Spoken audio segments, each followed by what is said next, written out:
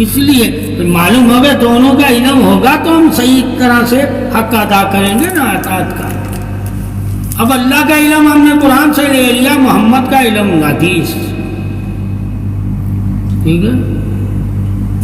اب اللہ کیا کہہ رہا ہے؟ ٹھیک ہے کہ نبی غیب بتانے والے ہیں. کیا ہے وہ قرآن کیا کہتا ہے؟ غیب کی خبریں صرف اللہ کے پاس ہے، کوئی غیب نہیں جانتا.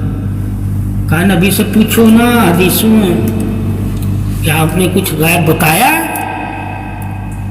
قرآن نے تو کہا ہے غیب کوئی نہیں جانتا، مگر پھر بھی کہہ رہا ہے خبریں اللہ غیب کی دیتا ہے. کس کو دیتا ہے؟ ایسے نہیں کوئی جانتا. کیا نہیں جانتا؟ جس طرح اللہ غیب جانتا ہے. کیا ہے؟ کسی کو خبر نہیں دیتا. کیا نہیں دیتا؟ اور بغیر خبر کے بھی جانتا ہے. کیا ہے؟ اس کو اللہ کہتے ہیں. مگر نبی اور رسول اسے کہتے ہیں جسے اللہ خبریں دیتا ہے غیب کی. ٹھیک ہے. اسے رسول کہتے ہیں. کیا کہتے ہیں؟ کہ وہ خود سے نہیں جانتے. کیا نہیں جانتے؟ کہ غیب کیا ہے.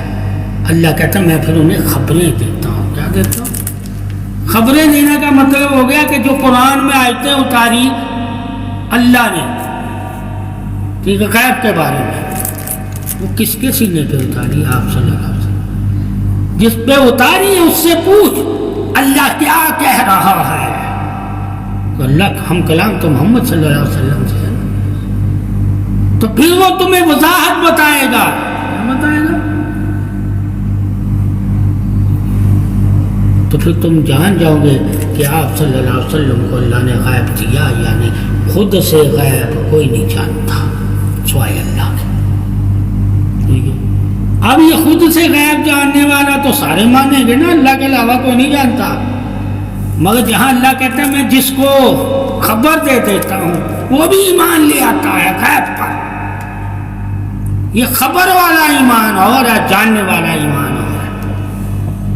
اے مومنو غیب پر ایمان لے آؤ جب تمہیں خبر مل جائے.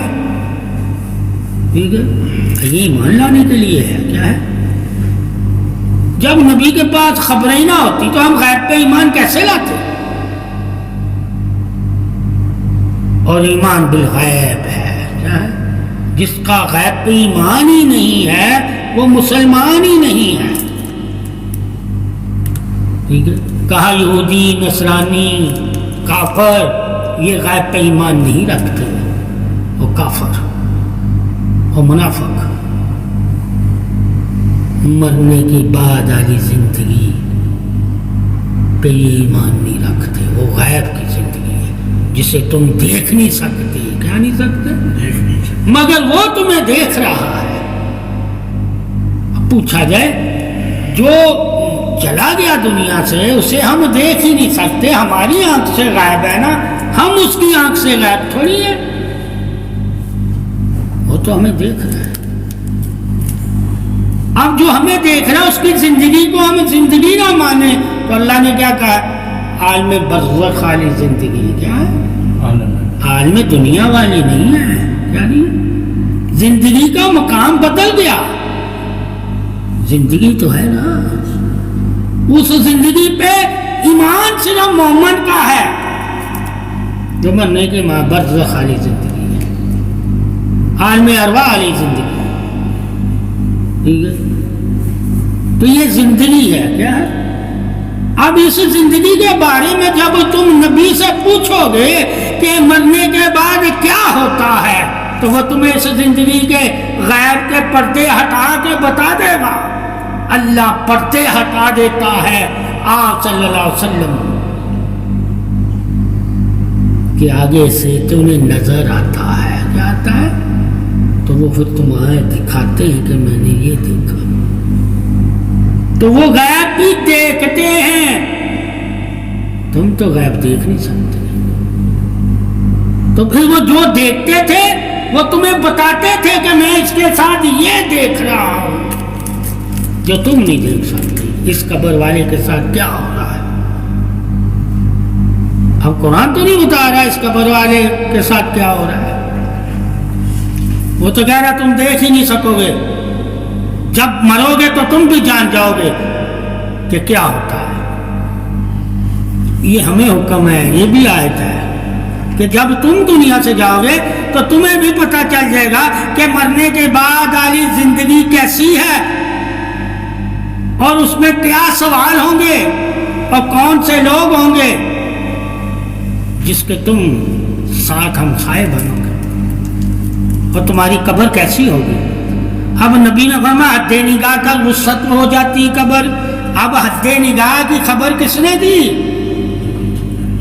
حتیٰ کہ غائب ہے یہ تو سب، یہ ظاہر آنکھ نہیں دیکھ سکتی، جس آنکھ سے اللہ نے پردے ہٹائے ہوں گے نور سے وہی دیکھیں گے۔ تو یہ خبریں لینے کے لیے پھر قرآن کہتا ہے کہ محمد صلی اللہ علیہ وسلم کے پاس جاؤ، وہ تمہیں غیب کی خبریں دیں گے، اور بخیل نہیں ہے غیب بتانے میں، غیب بتانے میں بخیل نہیں ہے، یعنی کہ وہ بتا دیں گے جو کچھ ہوگا، بتائیں گے کیا غیب، اور اس میں کیا کہے گا بخیل نہیں ہے، کیا نہیں ہے۔ ہم کہ نبی کو غیب کا علم نہیں ہے، تو کہا یہ قرآن کیا کہہ رہا ہے، وہ بتانے میں بخیل نہیں ہے۔ جب نہیں تھا تو قرآن کہتا نہیں تھا، ٹھیک ہے، اور نبی نے بھی کہا میں نہیں پڑھا ہوا۔ تم اسی آیت کو قیامت تک اس نبی پہ ٹھوکی رکھو، ٹھیک ہے، تو آگے آ رہی آیت تجوید تو پڑھو کہ میں پڑھا لکھا نہیں ہوں، ٹھیک ہے، مانو گے اس وقت نبی نے کہا میں پڑھا ہوا نہیں ہوں۔ اللہ نے پھر کیا کہا بسم ربک الذی خلق، پڑھ پڑھ، تاکہ تجھے کوئی یہ نہ کہے تو پڑھا ہوا نہیں تھا، میں نے تجھے پڑھایا، اور میرے پڑھے ہوئے پہ اگر کوئی شک کرے وہ کافر ہے، ٹھیک ہے۔ یہ جو میں پڑھا رہا ہوں تجھے یہ شک سے پاک ہے، لا ریب فیہ ھدی للمتقین، تو وہ کتاب مجھ سے پڑھ جو شک سے پاک ہے، اور جو شک کرے وہ پھر کافر ہے۔ کیا اللہ نے پھر نبی کو وہ پڑھایا جس پہ شک کرنا کفر ہے، کیا ہے کفر ہے۔ پڑھایا کہاں سے؟ اپنے نام سے، اپنے نام سے، اقرا بسم ربک الذی خلق، ٹھیک ہے، اپنے نام سے، اور بتایا میں ہی پیدا کرنے والا ہوں، تیری تخلیق کرنے والا، اور میں ہی تجھے تعریف دینے والا۔ وہ اتنے ایسا الفاظ مسلمان کو نہ سمجھ آئے، اور پھر کہے نبی پڑھا ہوا نہیں ہے، تو اقرا بسم ربک الذی، اللہ نے اسے پڑھایا تو ہے، اب تو مان پڑھا ہوا ہے۔ جب نہیں پڑھایا تھا تو ہم بھی مانتے ہیں وہ پڑھا ہوا نہیں ہے، کیوں؟ آپ صلی اللہ علیہ وسلم خود کہتے ہیں میں نہیں پڑھا ہوا، اور جب اللہ نے کہہ دیا اقرا بسم ربک الذی خلق، پھر تو مانو کہ اللہ نے نبی کو علم دے دیا، تعلیم دے دی، اب وہ پڑھے ہوئے ہیں، پڑھے ہوئے ہیں تو پڑھا رہے ہیں نا، اگر پڑھے نہ ہوتے تو صحابہ کو کیسے عالم دین بنا دیتے۔ 1,26,000 کو پڑھایا، ٹھیک ہے، اور وہ علم پڑھایا جو آدم سے لے کر لوح محفوظ سے لے کر تخلیق سے لے کر تعریف سے لے کر سب ہی بتا دیا کہ آدم کو کس طرح اللہ نے پیدا کیا، مٹی کتنے سال آسمانوں پہ گوندی رہی، یہاں تک بتا دیا۔ کیا بتا دیا؟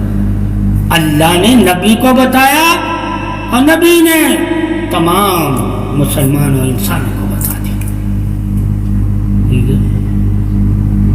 اب بھی ہم کہیں نبی پڑھا ہوا نہیں ہے، اقرا بسم ربک الذی خلق سے پہلے کہہ سکتے ہو، کہ وہ پڑھا ہوا نہیں ہے۔ جب یہ آیت آ گئی اللہ کہہ رہا میں پڑھا رہا ہوں، تو پڑھ، میں پڑھا رہا ہوں۔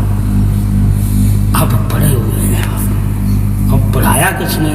اللہ نے، اپنی تعریف کے ساتھ۔ تو اس لیے قرآن ہمیشہ اللہ کی تعریف کے ساتھ پڑھنا ہے۔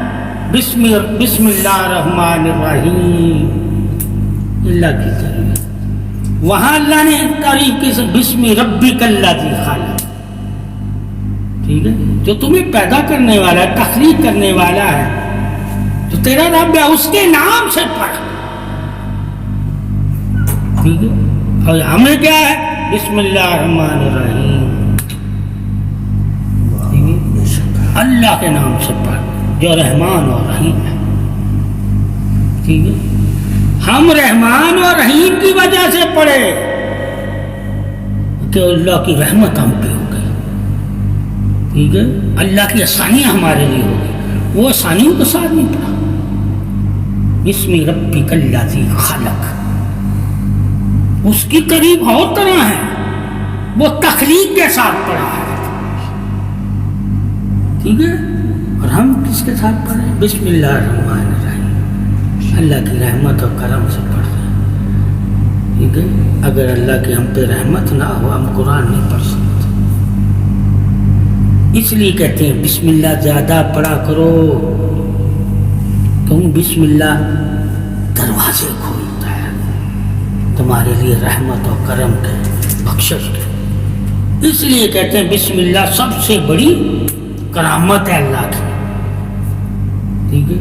اب بسم اللہ کے بارے میں جب اس کی کرامتیں دیکھو گے تو یہ دروازہ ہے اللہ کی رحمت اور اس کے کرم کا۔ جب کسی بندے پہ اللہ کی رحمت اور کرم ہونے لگ جائے وہی بندہ بخشش والا ہو جاتا ہے، ٹھیک ہے۔ پھر اللہ کہتا ہے دیکھ بخشش کن پہ میں نے کی، اگر تو میری رحمت اور کرم کا اقرار کرتا ہے کہ میں ہی رحمت کرنے والا ہوں اور میں ہی کرم کرنے والا ہوں اور میں ہی رحیم ہوں، میں ہی کریم ہوں، تو پھر جان میں نے کن پر رحمت کی ہے، جو انعام والے ہیں ان میں شامل ہونے کے لیے آپ نے علم لینا ہے کہ اللہ میں اس لیے بسم اللہ الرحمن الرحیم پڑھ رہا ہوں تاکہ تیری رحمت والوں میں شامل ہو جاؤں، تیرے کرم والوں میں شامل ہو جاؤں، جن پہ تو نے علم سے رحمت کی، کرم کیا اور انہیں عبادت کی توفیق دی اور وہ انعام والوں میں ہو گئے، مجھے بھی پھر انعام والوں میں کہا۔ یہ پھر قرآن ہم انعام والوں میں شامل ہونے کے لیے پڑھتے ہیں، ٹھیک ہے۔ اور اگر اس میں انعام والوں کا ذکر نہ کریں کہ اللہ نے کن پہ انعام کیا اور عذاب والوں کا ہی ذکر نہ کریں تو ہم پناہ کس سے مانگیں گے؟ پھر ہم دوستی کس سے کریں گے؟ پھر ہم دشمن کس کو سمجھیں گے؟ ہمیں دوست اور دشمن کا جب پتہ ہی نہیں چلے گا تو ہم جہاد کیا کریں گے؟ نہ کوئی نفس کے ساتھ جہاد کرے گا، نہ پھر کوئی کافر کے ساتھ جہاد کرے گا۔ جب ہم جہاد ہی نہیں کریں گے تو ہماری زندگی نہیں ہے، جہاد زندگی ہے، یعنی کہ کوشش کرنا زندگی ہے، اپنے آپ کو بدلنا زندگی ہے، اپنے آپ کو اوپر لے کر آنا، اپنے آپ سے دوسروں کو راحت دینا، یہ جہاد ہے۔ جہاد اصل میں ایک دوسرے کی حفاظت، عزت، سبقت و مہربانی اور انعام اور امن کے لیے کیا جاتا ہے۔ جب ہم ایک دوسرے کے لیے سکون، چین، امن نہیں بنیں گے تو ہم بھی جہاد کیا کر رہے ہیں؟ اس لیے کہا نفس کے ساتھ بھی جہاد کرو، کافر کے ساتھ بھی جہاد کرو، کیونکہ نفس بھی تمہارا دشمن ہے اور کافر بھی تمہارا دشمن ہے۔ دونوں ہی تو یہ چاہتے ہیں کہ تم اللہ کے ہاں ذلیل ہو جاؤ۔ کافر بھی یہی چاہتا ہے، ابلیس بھی یہی چاہتا ہے، اور نفس بھی تمہارا یہی چاہتا ہے کہ تم اللہ کی بارگاہ میں سے ذلیل ہو جاؤ۔ تو ان کے بہکاووں میں نہیں آنا، ان کی باتوں میں نہیں آنا، ان کی سرکشیوں سے واقف رہنا تاکہ تمہیں یہ گمراہ نہ کر سکے۔ جب ہمیں پتا ہوگا کہ قرآن حدیث ان کی باتوں کے بارے میں کیا کہتا ہے کہ ان کی باتیں نہ سنا کرو، اگر تم ان کی باتیں سنو گے تو یہ تمہیں گمراہ وسوسات عطا ہو جائیں گے، اور تمہیں اگر وسوسات آنے لگ جائیں گے تو آہستہ آہستہ تمہارا غیب سے ایمان کمزور ہونے لگ جائے گا۔ کوئی ظاہر چیز دیکھ کے تو وسوسہ نہیں آتا نا، جس کو نہیں دیکھا اس پہ ایمان رکھنا، ایمان رکھ کے سلامتی میں رہنا، اور سلامتی میں رہ کر اس کی فکر کرنا جس کو تو نے دیکھا ہی نہیں، جس زندگی کو تو نے دیکھا ہی نہیں، اس زندگی کے انعام حاصل کرنا، اور اس زندگی کے لیے دنیا کی زندگی کی چیزوں کو قربان کرنا، یہ ممکن نہیں ہے۔ تو وہ ابلیس اور نفس اور کافر تمہیں اس زندگی سے ہٹائیں گے کہ کوئی زندگی نہیں ہوتی، اسی زندگی کے لیے سب کرو، یہ دنیا کی زندگی۔ تو وہ تمہارے دل میں دنیا کی زندگی کی چاہتیں، ضرورتیں اور راحتیں تمہارے دلوں میں ڈالے گا، تاکہ تم آخرت کی زندگی کے بارے میں سوچنا بھی چھوڑ دو، تیاری کرنا بھی چھوڑ دو، اس انعام سے واقف ہونا بھی چھوڑ دو، اس کی جو اللہ نے تعریف کی ہوئی ہے اس تعریف کو بھی تو نے نہیں ماننا، کیونکہ وہ تعریف نظر نہیں آ رہی۔ قرآن حدیث اس کی تعریف تو کر رہا ہے، مگر ہم دیکھ نہیں پاتے کہ واقعی وہ تعریف والی ہے یا نہیں۔ تو وہ ابلیس اور شیطان اور کافر اس کی تعریف نہیں کرتے، کیونکہ وہ ایمان نہیں رکھتے، وہ دنیا کی تعریف خوبصورتی کی کرتے ہیں۔ وہ تمہیں کہیں گے کہ کیا کر رہے ہو، جو نظر نہیں آ رہی اس پہ ایمان رکھے ہو، یہ تو دھوکہ ہے، جو نظر آ رہا ہے یہ دھوکہ نہیں دیتا، یہ دیکھو ہم اس خوبصورتی کو مانتے ہیں۔ تو ان کی باتوں میں جب آؤ گے تو وہ تمہیں دین سے دور کر دیں گے۔ وہ دین کیا ہے؟ ایمان بالغیب، غیب پہ ایمان رکھنا ہی دین ہے۔ ظاہر تو کافر بھی ہر نفس سے فائدہ اٹھاتا ہے، مگر وہ عمر اور روح اور نور سے فائدہ نہیں اٹھاتا، نفس سے وہ بھی فائدہ اٹھاتا۔ ٹھیک ہے، اب قرآن تمہیں نفسی فائدہ بھی بتاتا ہے۔ وہ کیا کہیں گے؟ دیکھو نا، قرآن تو نفسی فائدے بھی بتاتا ہے، کہاں کے بتاتا ہے؟ قربانی کے لیے، اس کے لیے کہ اس نفس کے فائدے قربان کرو اللہ کی محبت میں۔ یہ فائدے حاصل کرنا گناہ نہیں ہے، مگر کس لیے حاصل کرنا ہے؟ تاکہ ہم اللہ کو راضی کر سکیں، کہ اللہ کی راہ میں ہم دوسروں کی مدد کر سکیں۔ اس نفس سے اس لیے فائدہ لے رہے ہیں تاکہ اللہ دوسروں کی مدد کرنے سے راضی ہوتا ہے۔ اگر یہ نفس ہمیں فائدہ نہیں دے گا تو یہ نفس بیکار ہے، مرا ہوا ہے، تو ہم اپنے نفس کو زندہ بھی رکھتے ہیں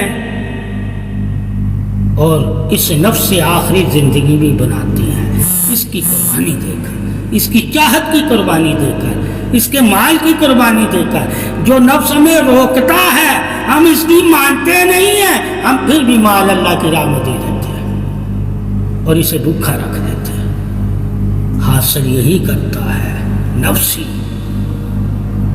مگر اس کے حاصل کرنے سے ہم اللہ کو راضی کرتے ہیں، ہم اس سے راضی نہیں کرتے، اور تم اس کے حاصل کرنے سے اسے ہی راضی کرنے لگ گئے ہو، تم اللہ کو بھول گئے۔ اس لیے کہا مومن وہ ہے جو نفسوں سے فائدہ اٹھائے اور پھر اللہ کی راہ میں اس فائدے کو نذرانہ دے دے، اللہ کی راہ میں خرچ کرے، منافع اللہ کے لیے قربان کر دینا۔ تو ہم چاہے اولاد ہمارے لیے نافع ہے، چاہے علم ہمارے لیے نافع ہے، چاہے دولت ہمارے لیے نافع ہے، مومن کو دنیا کا کوئی بھی نافع ملے وہ اللہ کی محبت میں دینے کو تیار ہو جاتا ہے، اور اس نافع کا بدلہ اللہ پھر اسے آخرت میں دے گا۔ تو مومن کا بدلہ بھی آخرت میں ہے، مگر جو کافر منافق ہوں گے انہیں آخرت میں بدلہ نہیں ملے گا، کیونکہ وہ اللہ سے محبت نہیں کرتے۔ نافع تو دنیا کا یعنی کہ نفسوں سے نافع وہ بھی اٹھاتے ہیں، اور نفسوں سے نافع مومن بھی اٹھاتا ہے۔ مومن کا نافع اللہ کے لیے ہوتا ہے کہ وہ اللہ کے لیے اٹھا رہا ہے، اس کے راہ میں خرچ کرنے کے لیے، اور کافر و منافق کا نافع اپنے نفس کے لیے ہوتا ہے، اسے راضی کرنے کے لیے۔ کچھ لوگ اپنے نفسوں کو راضی کرتے ہیں نافع اٹھا کے، اور ایمان والے وہ ہوتے ہیں جو نافع لے کے اللہ کو بھی راضی کرتے ہیں، کبھی بھولتے نہیں ہیں۔ اس لیے وہ کھانے سے پہلے بسم اللہ پڑھتے ہیں تاکہ جان جائے کافر کہ یہ اللہ کی رحمت کی وجہ سے کھا رہے ہیں، اس سے کچھ کھا، ٹھیک ہے، اور اللہ کے نام سے کھا رہے ہیں۔ یہ کھاتے بھی اللہ کے نام سے ہیں، یہ کھلواتے بھی اللہ کے نام سے۔ اس لیے کہتے ہیں غیر کا نام نہ لینا۔ کیا نہ لینا؟ اب بسم اللہ پڑھ کے کھاؤ گے تو غیر کا نام لیا تو نہیں، ٹھیک ہے، حلال ہو گیا نا۔